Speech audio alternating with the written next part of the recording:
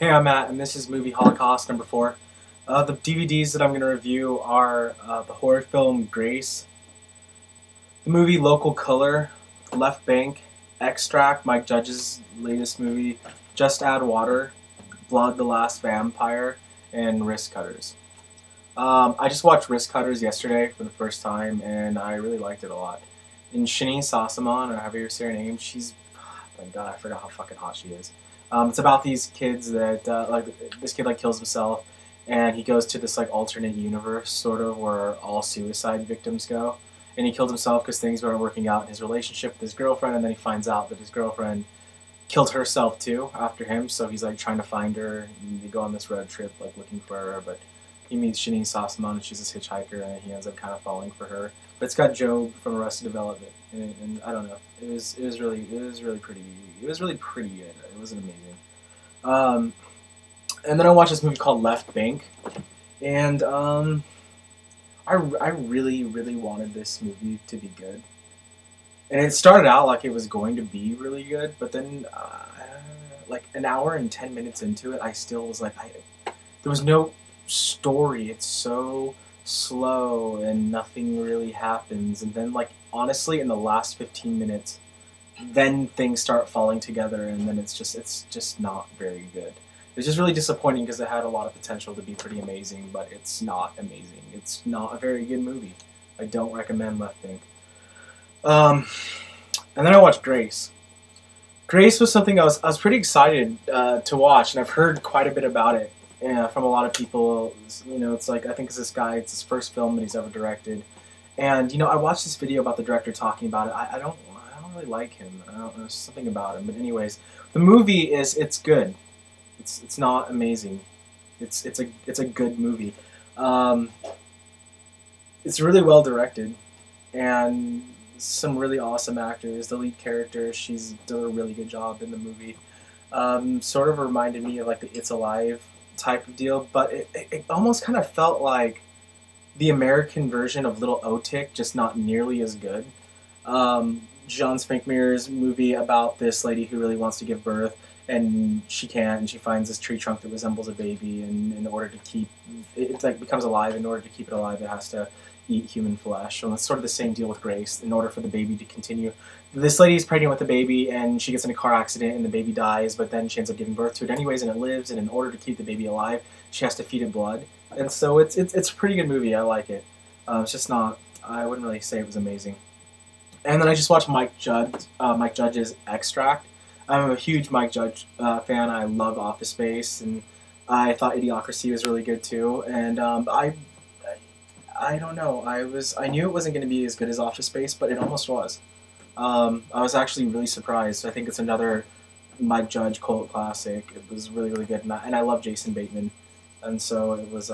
Kristen Wiig's really good in it as well. So it's really funny, and it's a really good movie, and it has an awesome ending. So I definitely recommend that you see that. And Just Add Water. I don't really know what to say about it. It's these guys live in this town. These punks have taken over the town, and this guy, he has a shitty life, and he lets everyone walk all over him, and then he decides to save his town, and it's good. And Justin Long and Jonah Hill are in it. I did like it, and I should probably say more about it, but that's all I really want to say about it. So I'm not going to say anything else about it. How's it going, Grant? Hey.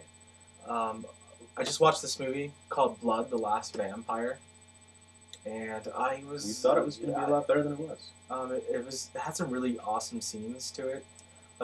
Some parts are really cool, but it really just especially in the action scenes, it just I felt like it just didn't go. When you watch most I wanted it to go a lot further. I was waiting for it to be creative and cool, and it was just yeah. There's normally huge fight scenes, and it was kind of boring, to be honest.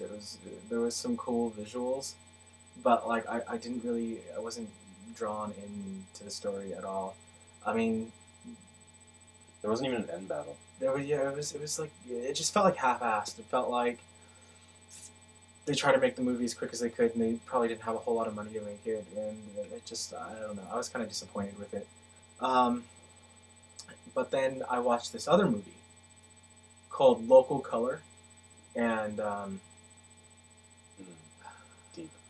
I just well, let me just kind of explain what the movie was about. It's about this young, awkward artist who's trying to find his way, and no one understands him. He meets this old man who's like a accomplished artist, and he starts bugging him. You're like, oh, teach me how to paint, teach me how to paint, you know. And it's Trevor Morgan from The Sixth Sense who plays the boy, and